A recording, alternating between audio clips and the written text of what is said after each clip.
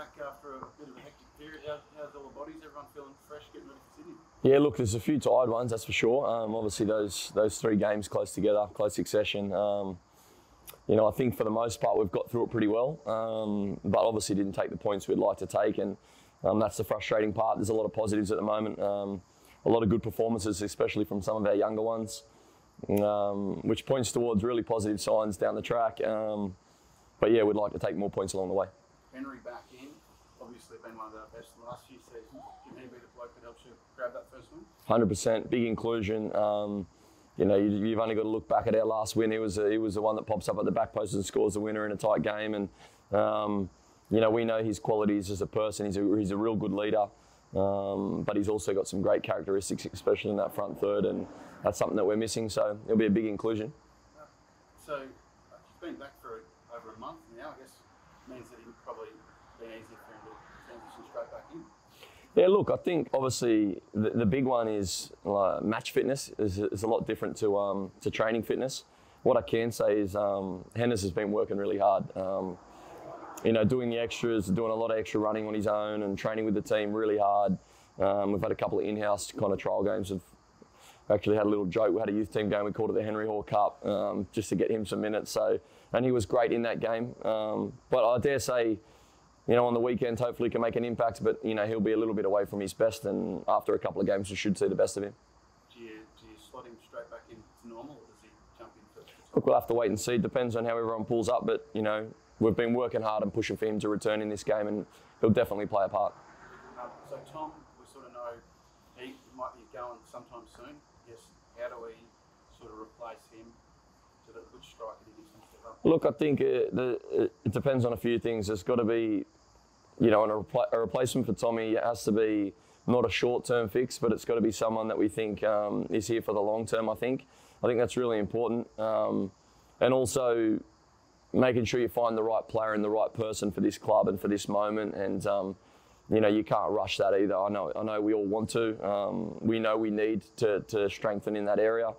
But the other part is until the deal's done and until Tommy's gone, we can't count our chickens before they hatch. So, we're working on a few different options. It's not just 1 or 2 players. There's probably, 4 or 5 players that we really need to add, longer term. It's just a matter of what we can get in this window and what resources we have and who's available, and making sure that we, try and make calculated decisions.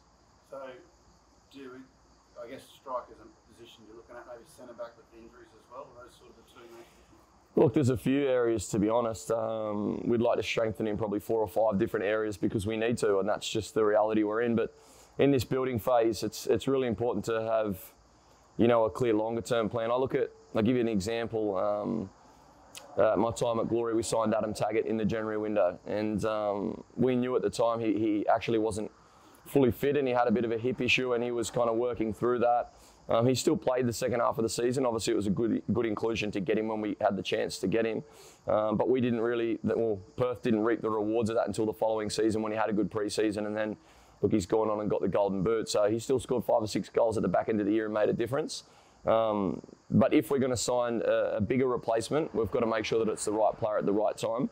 And we've got to make sure that he's a plan of the long term.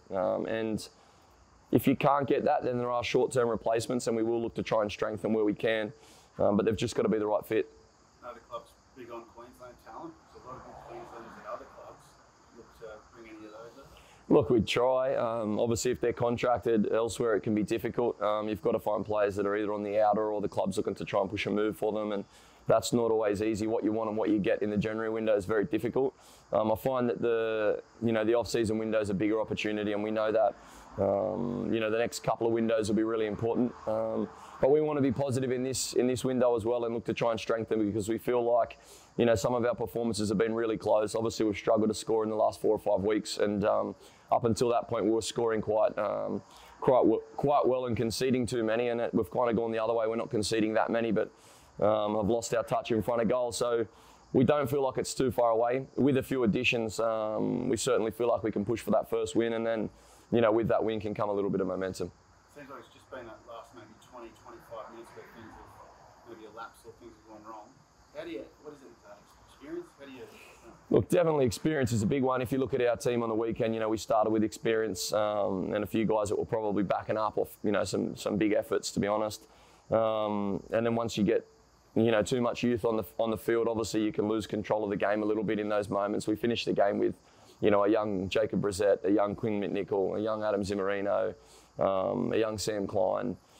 So, look, this is the context and the situation that we're in. What I will say is that the performances of some of these young ones is a real standout and a real positive. We just need to strengthen in the right areas as a club, and we need to make sure that we make additions, you know, that can help this team. Back to Tommy, obviously huge for him. He must be getting around everyone and a little send off before he goes. Look, it's massive for Tommy. I've enjoyed my time working with him purely for the fact that his attitude and his effort to want to improve every day.